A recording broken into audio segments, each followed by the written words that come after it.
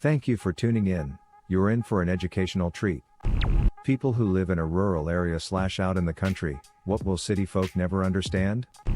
This doesn't go for all small town, but the one I live in there is no law enforcement. We fall under the jurisdiction of a neighboring town, but it's like 45 minutes away. So the people out here just deal with incidents on their own. To be honest though, it's pretty rare that any instances occur. This right here. So many city people get all look those dumb rednecks when we talk about taking care of our own. We've got one officer on duty for our 60 square miles township. If something happens, it's probably going to be a while before they get there, even if he isn't tied up with a DV or overdose in one of the trailer parks. He usually is. We passed a levy and now we've got 2 on duty Friday and Saturday nights. Both still running ragged in the parks. My neighbors and I called in a guy high on meth that tried to rob me at gunpoint at my own damn gate. We chased him down and had him surrounded on foot in the middle of the state route while he waved a gun and buck knife at us and the cars trying to get through. Dispatch casually told me keep him there if we could, it'll be a while. 30 minutes for a state boy to arrive, another 10 for our township officer.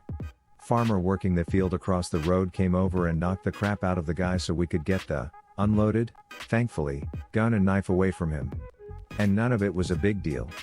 Just neighbors helping neighbors, business as usual for the police. The dark. In a city at night you can read a book outside. In the country on a cloudy or no moon night, you can't see anything. Not like it's kinda hard to see, but it's so dark you might as well be blind. The stars and gravity are the only way to know which direction is up. Also, a clear night sky in places that get truly dark like that is something my vocabulary can't describe.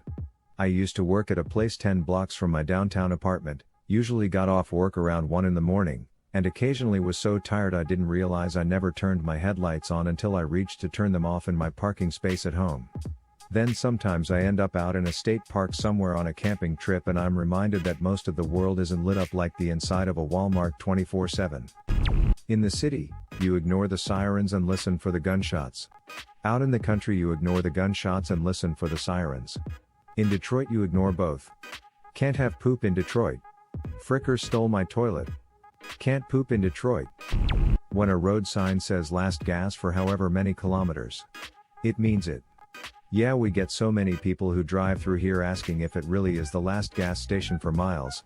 The answer is yes. Some don't believe us and we see them again when they get towed to the mechanics across the street for running out of gas and ruining their engine by trying to make it to the next one. Others do and they stock up and we never see them again. I work at that gas station and it's pretty interesting seeing just how many people pass through but don't realize they're in a town. It's like Radiator Springs from Cars, but in Ohio, we have pretty much everything we need besides a grocery store, but it's all run down and falling apart. The extent of our pantries and freezers. We can't just run to the store to pick up that forgotten ingredient or spur of the moment craving. But if we're well stocked, we can whip up just about anything. My mother has a friend who lives about 30 minutes from the closest store, so she goes there once a week to buy stuff. At first she got all of her groceries from one store, but then one time some elderly lady made a huge number about how much she was buying. She decided it was best to split the purchases between 2 stores to avoid it happening again. I'm interested why she was so worried about this older woman talking. Get what you want / need, why is it someone else's business? Seeing deer isn't a special occasion, those effers are always showing up. Seeing deer, turkeys, groundhogs, hawks, foxes, bears, coyotes, the list goes on. Oh man, I saw a bobcat the last time it was snowy and cold. I still get shivers when I think about that beast. He was huge. And he just stood there, smoke coming out from his nostrils in the cold night air, right beside the road, staring me down, like what the frick you gonna do, son? I drove off first. He was definitely the alpha male in that situation. The amount of animal noises at night.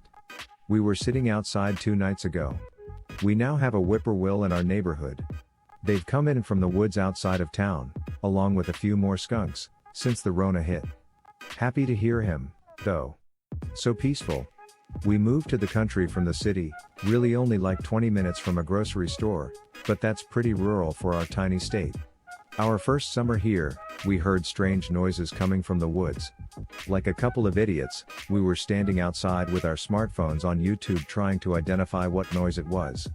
Moose? Nope. Coyote? Nope. Deer? Maybe? I dunno. Bear? Holy Fchit back in the house crap upirites there am a thirduckergana Otis. When you hear a car door slam in the middle of the night, something is wrong. Why is this so accurate? It have me a chill to think about. Can you explain why? What does it mean? Assuming you live far enough from your neighbors that you wouldn't be able to hear a car door slamming on their property, it either means an unexpected visitor with bad news, or an unexpected visitor with bad intentions. Either way, not good. Small towns aren't one size fits all. There's a lot of difference. The town I'm from has 300-ish people and hits every single negative stereotype imaginable. But an hour away there's a town of 1,500 that is basically the poster child for good country living. I've also found they don't understand the physical toll working in certain trades can take. Also, driving an hour isn't considered a long trip where I'm from. I'm from Texas. Driving an hour here for a lot of people just means they're going to work. Hell, I can drive west for like 12 plus hours and still be in Texas. I mean, people in the city often drive an hour to work, it's just over a much shorter distance. Watch out for deer when saying goodbye is another way of telling someone you love them. Got your phone? Got your wallet? Got your keys? Watch for deer, and text me to let me know you made it home safe. Aw, stop, you're making me miss my mom. Every time I left to go anywhere after sundown in Kentucky. I've been living in a busy street of Milan to move to Switzerland in a small town near the mountains. The silence in the night was something weird and actually annoying my first nights there. So I'd say total silence around you at night. Also nature smells, grass or animals for example. Oh, and having actual animals in town like cows or horses. Oh, and. Okay, I'll stop there and let the others talk. The reality is your neighbors are nosy little effers, they don't have a life and want to know what goes on in others. My dad grew up in central Missouri. He still owns the house, and down the road a ways, he owns about 200 acres. He lives about 2 hours away. I live about 5 hours away. Once or twice a year my family and I will head down to the property when my dad's down there working on it. Without fail, every time, the neighbor who lives about half-mile down the road comes up on his four-wheeler to see what's going on. My dad tells me that the week after I come down, the old man comes over and says sure were a lot of people down here last week. Yep. Both my dad's car and my car drove past his house to get to our property. Letting my kids just go outside and play. Ride their bikes down the street, go into the woods out back and explore. But more importantly just feel generally secure about their safety doing these things. I still remember from when I was younger, no further than the big rock, don't cross the stream by yourself, be back by dark, if you're thirsty use the hose. Either be back by dark or you better be close enough to hear mom calling your name. Waving at people when you see them on the road. My girlfriend? Who is that? Me, I don't know her, so why did you wave? Me, why wouldn't I wave? She was not raised in the country and she found this custom so bizarre, that it took some convincing that I hadn't just made it up. Oh, and the total lack of law enforcement and basically being able to do whatever you wanted as long as your neighbors didn't get too annoyed. It's basically impossible to live if you can't drive. I live a few miles out of the village so I have to get lifts to work, to go see friends and everything. The only bus only leaves the village every 2 to 3 hours to go into the city and is ridiculously expensive. But it is gorgeous and can be so peaceful. I often take my dog up the hill behind my house. There's no roads and only a couple of other houses and it's so quiet and relaxing, I can lie there for ages on a nice day.